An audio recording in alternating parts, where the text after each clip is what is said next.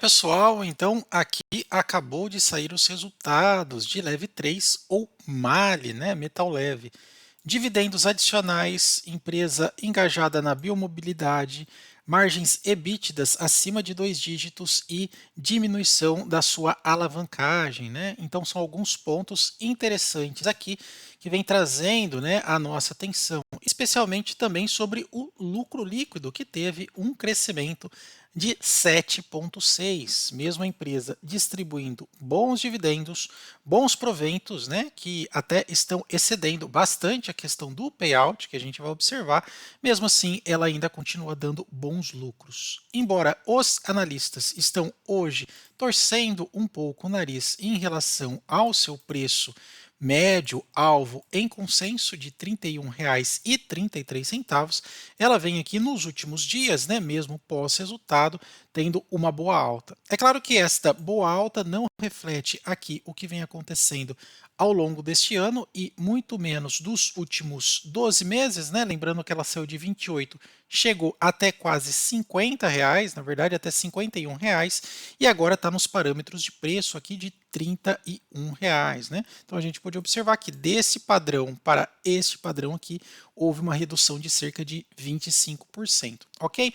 Porém, a ação no dia de hoje, pós-pregão, né, pregão de resultados, vem subindo quase que 2%, né, muito puxado aqui pela questão dos seus lucros, lucro líquido crescente. Então a gente vai observar aqui um pouco da sua demonstração de resultado, falar um pouco sobre a empresa e como que isso vem afetando, né, os resultados, especialmente para aqueles que são acionistas da MAHLE Metal Leve, uma empresa de plena, ampla tecnologia aqui no Brasil, que vende para o mundo todo. Quando a gente observa aqui um pouco da questão de vendas e produção Brasil e Argentina e também América do Norte e Europa, a gente consegue ver que, de fato, houve um aumento interessante de primeiro trimestre 24 para primeiro trimestre, né, de 23. Então, em veículos leves 10%, pesado caiu um pouquinho.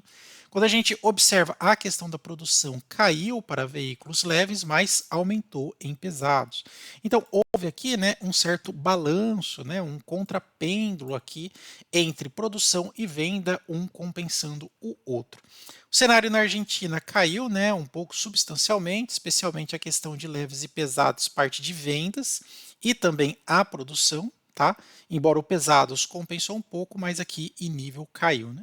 Quando a gente fala somatória entre Brasil e Argentina, né, os principais mercados aqui América do Sul, a gente pode observar que, de fato, né, houve um aumento em veículos leves, queda em pesados, na questão de vendas. Produção, caiu um pouco a questão da produção em veículos leves e aumentou em veículos pesados ou peças aí para pesados, né? É bem interessante.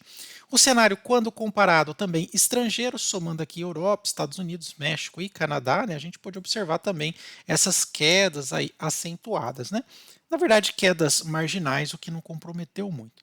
O ponto interessante é exatamente isso, né? Quando a gente observa do ponto de vista de receita, aftermarket, mercado de reposição, a gente até pode entender que a empresa, né, um comparativo de A sobre B, ou seja, de primeiro TRI 24 para primeiro TRI 23, até que não tem nenhuma questão assim que nos salte os olhos, né? Na verdade, até positivo, que o aftermarket de exportação muito em questão aqui do dólar, né, da compensação real para dólar, subiu 24,7%. Isso é interessante, né? No doméstico ficou bem curto, 2,9%. O exportação ajudou bastante aí, muito por conta destas receitas, né, interessantes ou os aumentos.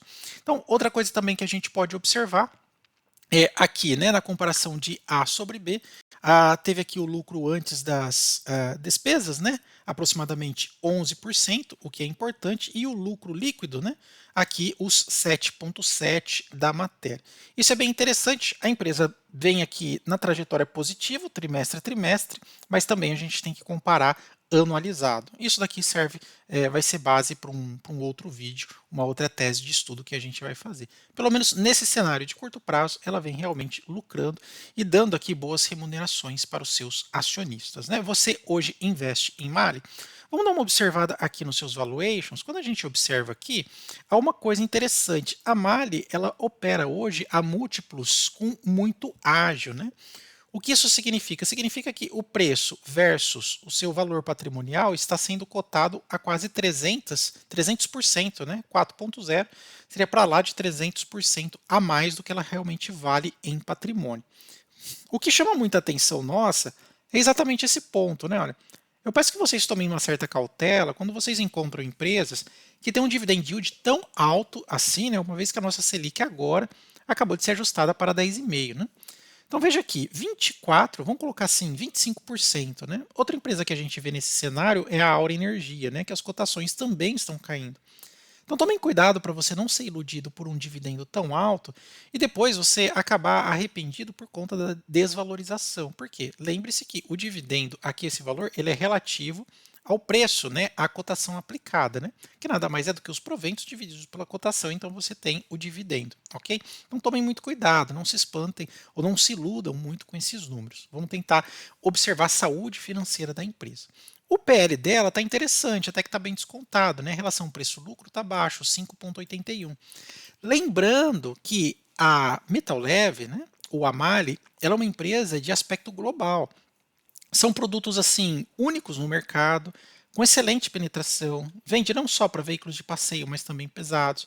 Quando você vai fazer uma manutenção no seu carro, muito dos componentes vêm aqui da Mali Metal Leve, tá? Então assim, é uma empresa que tem centros tecnológicos, uma quantidade de engenheiros gigantesca. Enfim, é uma empresa realmente que trabalha aí no estado da arte do desenvolvimento de equipamentos automotivos, né? Ou de suprimentos automotivos. Então assim, para ser 5,8 está realmente baixo. O que chama atenção é o preço sobre valor patrimonial. Outra coisa, olhando aqui no aspecto de um ano, né, o gráfico de um ano, veja que ela já quase bateu R$ 45. Depois caiu para R$ 30, subiu um pouquinho para 35, voltou para 30 e agora está aqui nessa casa. Né? O que isso daqui representa? Né? Você tem uma certa volatilidade nos preços. Duas coisas. Primeiro, volatilidade, obviamente. E segundo, caso você se interesse no case, aqui você encontra oportunidades, né, de entrada no ativo, uma vez que ela tem uma boa volatilidade, mantendo fundamentos até que interessantes. Vamos dar uma olhada aqui um pouco nos seus números. Ó. Mas antes da gente continuar com os números, vamos só dar uma olhada como é que ela está aqui no nosso painel inteligente de ações. Convido vocês a acessarem esse painel.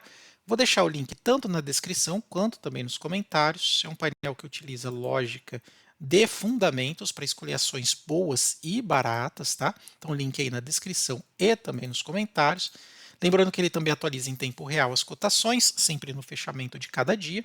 À meia-noite ele atualiza, então vou colocar aqui o ticker, né? Leve 3. Vamos ver como que Benjamin Graham e Joe Greenblatt avaliam. Olha só, aqui não há um consenso, né? Por quê? Porque para Greenblatt o que importa é o retorno sobre o capital investido ou sobre o ROI, né?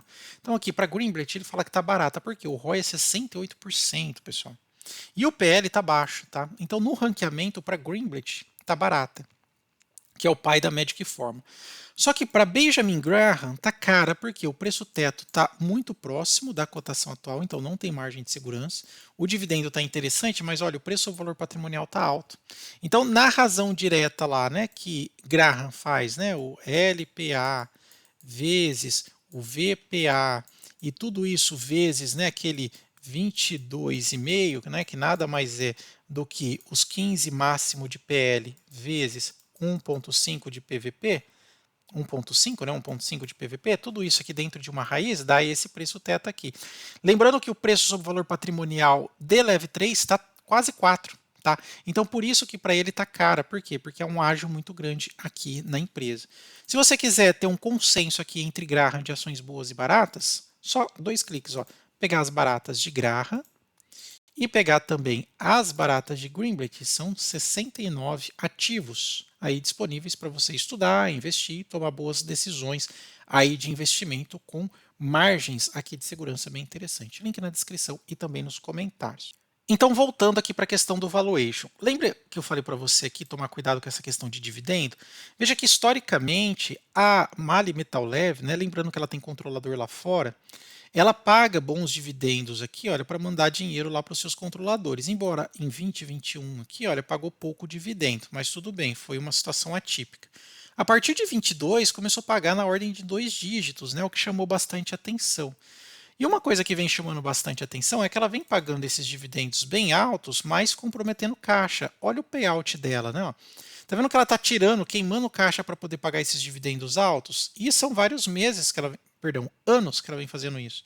Tanto é que a média global dela é de 119% de payout, ou seja, do lucro líquido ajustado, ela paga 120 vezes. Esse 20 vem de onde? Né? De próprio caixa, né? Então veja, por exemplo, ó, hoje está com um payout de 172%, em 23 ficou com 191%, em 22 ficou com 100%, em 19 ficou com 112, 375, 113, 128. O que isso daqui nos mostra, né, como acionistas ou pré-acionistas, né?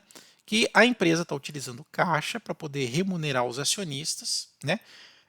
Ou para atrair em função do numerador de dividendos, que é bem alto, ou para mandar dinheiro lá para os controladores.